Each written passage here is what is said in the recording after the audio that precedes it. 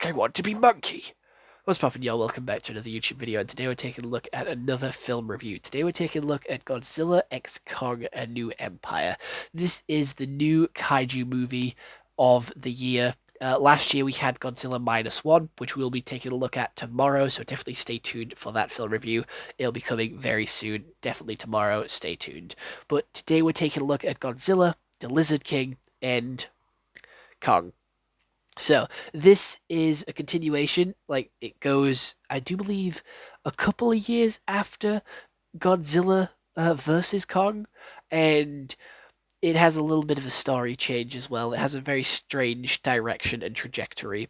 But without any further delay, we should head over to what Google has to say about this movie before we get into my opinions and what I dislike and what I do like about this movie, because there's a lot that I don't like, but there is also a lot that I do like. So, Godzilla x Kong. It is a 1 hour 55 minutes, so it was shorter than I expected. It came out in 2024, and it has a 6.4 out of 10 on IMDb, a 54% on Rotten Tomatoes, and a 5 out of 5 on Amazon. So they are very, very different ratings. People are all over the place and cannot agree whether it's a good or bad film. But Godzilla and the almighty Kong face a colossal threat hidden deep within the planet, challenging their very existence and the survival of the human race.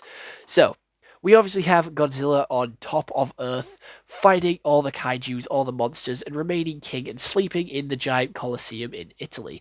We have Kong down in the sort of hollow Earth, fighting a load of different monsters and fighting a load of different creatures, eating them and just surviving. He's feeling quite lonely, and when he gets a toothache, he comes back to the surface, alerting Godzilla and making Godzilla want to get stronger.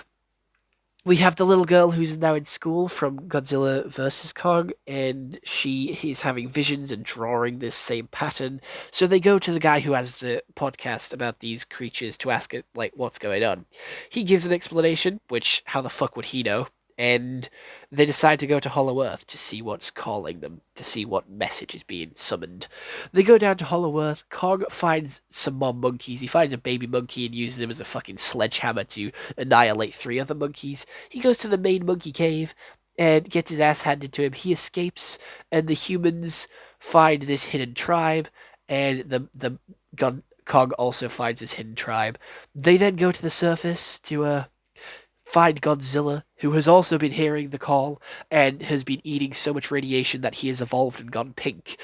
And they then lead Godzilla down to the underworld into Hollow Earth and to fight this orangutan creature so then Earth doesn't get destroyed and to keep him down in Hollow Earth. They decide to turn off gravity in Hollow Earth by clashing 2 giant crystal pyramids together, and everyone goes flying. The orangutan makes it to Earth anyway, into Brazil, I think, Rio de Janeiro, and destroys everything. They destroy everything. They cause a fuck ton of chaos and destroy half of it. So trying to keep him down in the first place wasn't really an option. They end up killing him with Godzilla's sort of like nuclear breath and the other lizard's ice breath, and also Kong smashes his frozen body into 1,000 pieces. Kong then goes back down to Hollow Earth. They summon Mothra again as well, which I fucking hated, but Mothra's back, and that's really where the movie ended. There wasn't really any other conclusion than that, other than Godzilla freeing all the monkeys. So, to say Godzilla's name comes first in the title, you would expect to see a lot more of him. He was barely in it. He was in it for like a good 20 minutes, if that. Godzilla was not there as much as I wanted him to be. I was there for Godzilla. I don't like the fucking monkey. He's a monkey. He's boring. I wanted Godzilla, and he was hardly in it. We got to see more of Mothra than we did for Godzilla. And I don't like moths. I think moths are scary. I'm fucking petrified of moths. So seeing Mothra was atrocious. I didn't like seeing her. I didn't like her being in the movie. I didn't like her at all. To be fair, I thought she died, so I don't know how she came back. I swear Mothra died. How did they bring her back? How did they reincarnate her? Because her character design is 100% different from what it was before. I don't know, but it happened. Somehow it happened. And there was a lot about Kong, and a lot about the humans, and I don't really care about the humans, and it is one complaint that I'll forever have with the Godzilla movies is that it's all about the humans, and that's just boring. I don't like the human side of the story at all. It's slow, boring, and it takes us away from the monsters and the big battles. I want to see the monsters and the big battles. I want to see Kong throwing it down, throwing it back with Godzilla. I want to see Godzilla fighting so much more than what he did. He just sucked a load of nuclear energy for the first hour and a half of this movie, because I'm not counting the 10 minutes at the end of credits. So for an hour and a half, Godzilla just sucked energy and slept. For the next 20 minutes, he threw down and he was a fucking powerhouse. And then he just disappeared, went back to snoozing in Italy. He went back to fucking sleep in Italy. And that's when it ended. His name was first in the title. His name was first. And he was the character that showed up the least. His name was fucking first. I would have expected him to be in it more. That is my one complaint about this movie. Too much humans, not enough Godzilla. Monkeys are just that monkey. It is just monkey. Like, Godzilla's cool. Kong is mediocre. I don't like Kong. Kong's boring. I'm gonna be honest. Kong is boring. He is just a big monkey. Like, he got nothing going for him. He's now the king of the monkeys. Godzilla should have won. Godzilla should have won in the first one, but because of human intervention, they drew. They fucking drew. It was another Superman situation, and that still pisses me off to this day. So, Kong still lives. Godzilla still lives. I don't know where they can take the story from here because, they both rule over each side of the planet.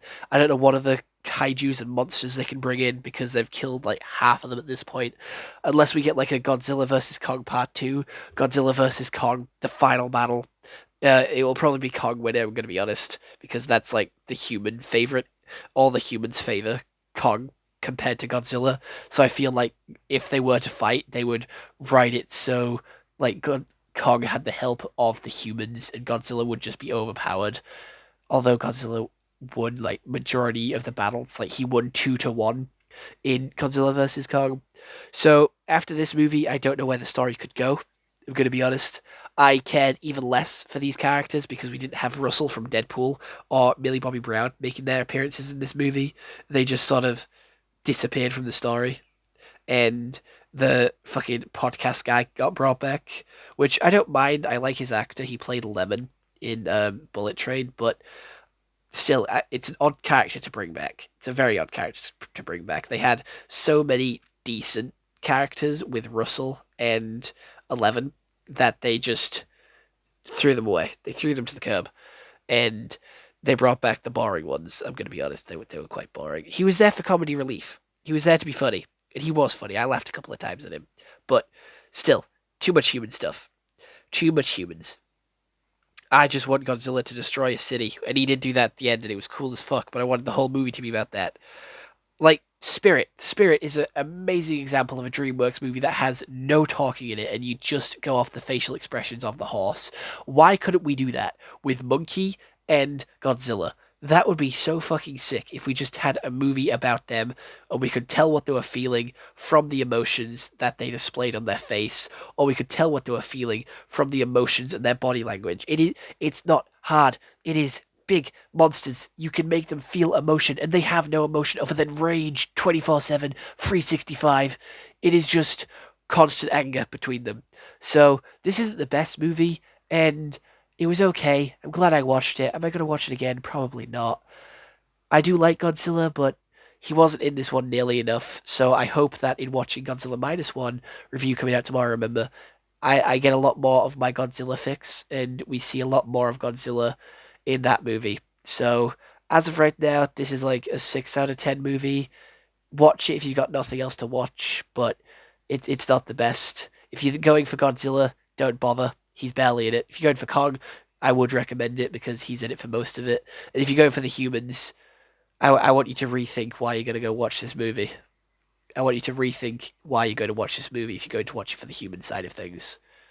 I mean, you're going to get what you want, but I want you to rethink everything. But other than that, I hope you all enjoyed, and goodbye. Stay home and stay safe.